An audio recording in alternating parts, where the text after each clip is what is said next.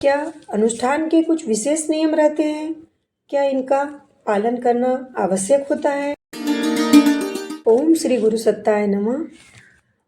शीर्षक: अनुष्ठान के नियमोपनियम। साधारण स्तर का जीवन क्रम अपनाकर की गई उपासना नित्य नियम है।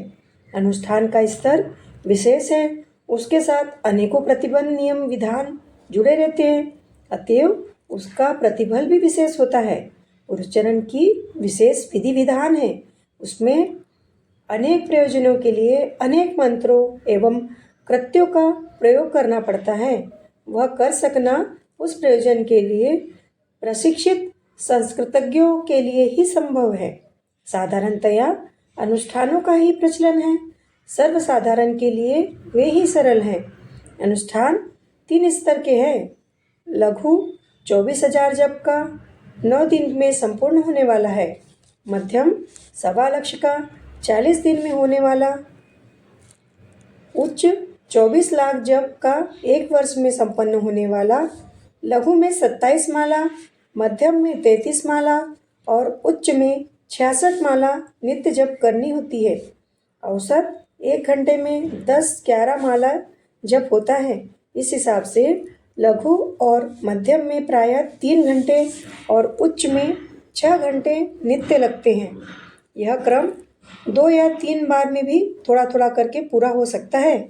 योग प्रातःकाल का ही समय सर्वोत्तम है। शरीर, वस्त्र तथा उपकरणों की शुद्धता, षटकर्म, पंचोपचार, जप, ध्यान, सूर्यार्घ्य ध्यान, यदि यही उपक्रम है, पूजा वेदी पर छोटा जल कलश और अगरबत्ती रखकर जल अग्नि की साक्षी मानी जाती है।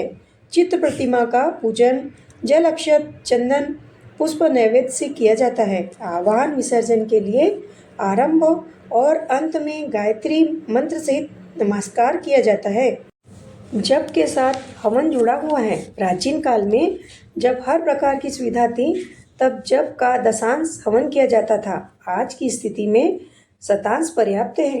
24,000 के लिए 240, 1.25 लाख के लिए 1250, 24 लाख के लिए 24,000 आहुतियाँ देनी चाहिए। यह एक परंपरा है।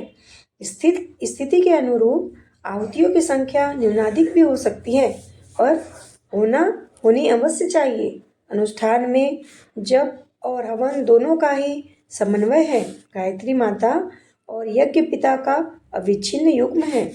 2 विशिष्ट साधनाओं में दोनों को साथ रखकर मिलाना होता है। हवन हर दिन भी हो सकता है और अंतिम दिन भी। हर दिन न करना हो तो जितनी माला हो उतनी आहुतियाँ, अंतिम दिन करना हो तो समूचे जप का शतांश। यज्ञ वेदी पर कई व्यक्ति बैठते हैं तो सम्मिलित आहुतियों की गणना होती है। जैसे हवन पर 5 व्यक्ति बैठे हो तो उनके द्वारा दी गई 100 आहुतियाँ 500 मानी जाएगी। 2400 आहुतियों के लिए 6 व्यक्ति के लिए व्यक्ति एक साथ बैठकर हवन करे तो 40 बार आहुतियाँ प्रदान करने से भी वह संख्या पूरी हो जाएगी। उस चरणों में तर्पण, मार्जन, न्यास, कवच, किलक, अर्गल आदि के कितने ही विशिष्ट विधान हैं। अनुष्ठानों में इनमें से किसी की भी आवश्यकता नहीं है।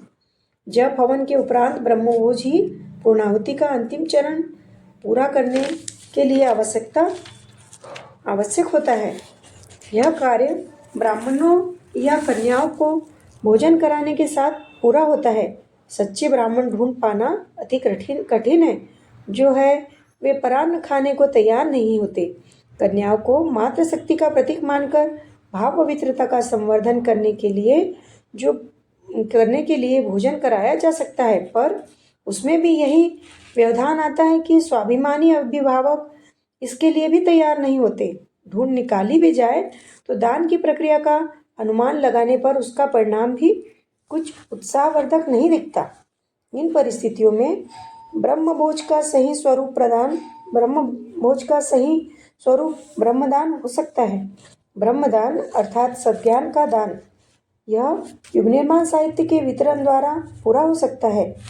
एक आहुति पर 1 नया पैसा ब्रह्मदान के लिए निकाला जाए।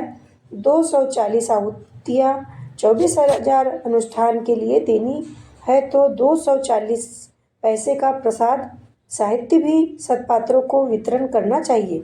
इससे सद्ज्ञान का बीजारोपण अनेक अंतःकरणों में होता है और उसका सत्परिणाम पढ़ने और पढ़ाने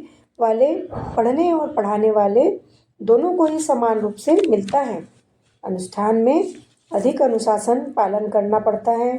जप का समय, संख्या, दैनिक क्रम एक साथ बनाकर चलना पड़ता है। अनिवार्य कारण आप पढ़े तो बात दूसरी है, अन्यथा उपासना का निर्धारण क्रम आदि से अंत तक एक रस ही चलते रहना चाहिए। उसमें उलट पुलट अनिवार्य कारण होने पर ही करना चाहिए और वह भी न्यूनतम मात्रा में। अनुष्ठान के दिनों में 5 तप संयम साधने पड़ते हैं। उपवास, ब्रह्मचर्य, अपनी सेवा अपने हाथ से, भूमि शयन, चमड़े का प्रयोग त्याग।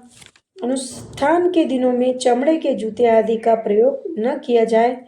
प्लास्टिक, रबर, कपड़ा आदि की बनी वस्तुएं आजकल चमड़े के स्थान पर हर जगह प्रयुक्त होती है, वही किया जाए। भूमि शयन सर्वोत्तम है। सीलन, कीड़े आदि का भय हो तो तख्त पर सोया जा सकता है।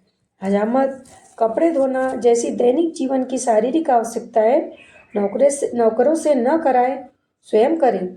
भोजन अपने हाथ से बना सकना संभव न हो तो स्त्री, माता, बहन आदि उन्हीं अति निकटवर्ती स्वजनों के हाथ का बनाया स्वीकार करें, जिनके साथ आत्मीयता का आदान प्रदान चलता है।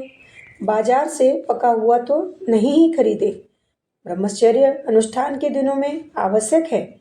शारीरिक ही नहीं, मानसिक भी पाला जाना चाहिए। कामुक कुदृष्टि पर नियंत्रण रखा जाए। संपर्क में आने वाली नारियों को माता, बहन या पुत्रीवत पवित्र भाव से देखा जाए। यही बात पुरुषों के संबंध में नारियों पर लागू होती है। 5वीं तपस्या भोजन की है। यह उपवास काल है। उपवास कई स्तर के होते हैं।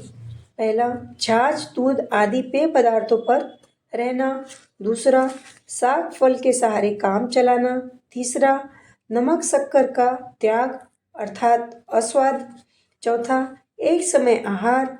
पांचवा, 2 खाद्य पदार्थों पर अनुष्ठान की अवधि काटना।